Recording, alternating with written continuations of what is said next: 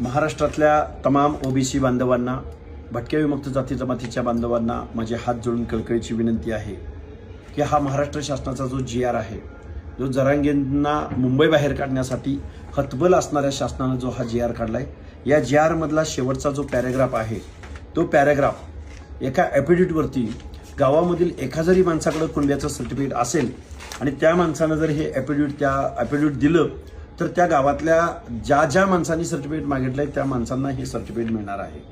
याचा सरळ अर्थ असा आहे की या GRद्वारे जो बोगस कुणबी सर्टिफिकेटचा सुळसुळाट गेल्या दोन वर्षापासून महाराष्ट्रात आहे, त्याच्यामध्ये आता जास्त प्रमाणात वाढ होणार आहे आणि बोगस कुणबी सर्टिफिकेटद्वारे महाराष्ट्रामध्ये बेकायदा सर्टिफिकेटचा सुळसुळाट या महाराष्ट्रामध्ये होणार आहे आणि पर्यायानं या GRद्वारे ओबीसीच्या आरक्षणाच्या नरडीचा घोट घेण्यात आलेला आहे।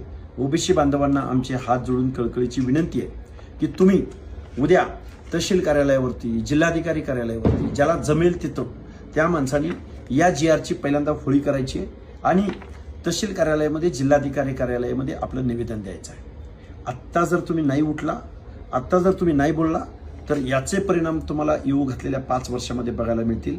स्पर्धा परीक्षा देणारे विद्यार्थी असतील किंवा उद्या पंचायत राजमध्ये निवडणुका लढणारे कार्यकर्ते असतील, बांधवांनो कधीतरी उठा, कधीतरी जागा व्हा, या GRचा अर्थ समजून घ्या, इथल्या आमदार खासदारांना याचा जाब विचारा।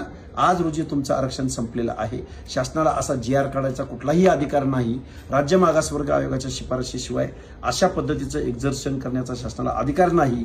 तरी पण झुंडशाहीच्या बळावर एका चौथी नापास माणसाच्या सांगण्यावरून जर हे घडत असेल तर ओबीसी बांधवांनो, आज रोजी तुमचं आरक्षण या GRद्वारे संपलेलं आहे। ठरवा आणि उद्यापासून आंदोलनात सहभागी व्हा।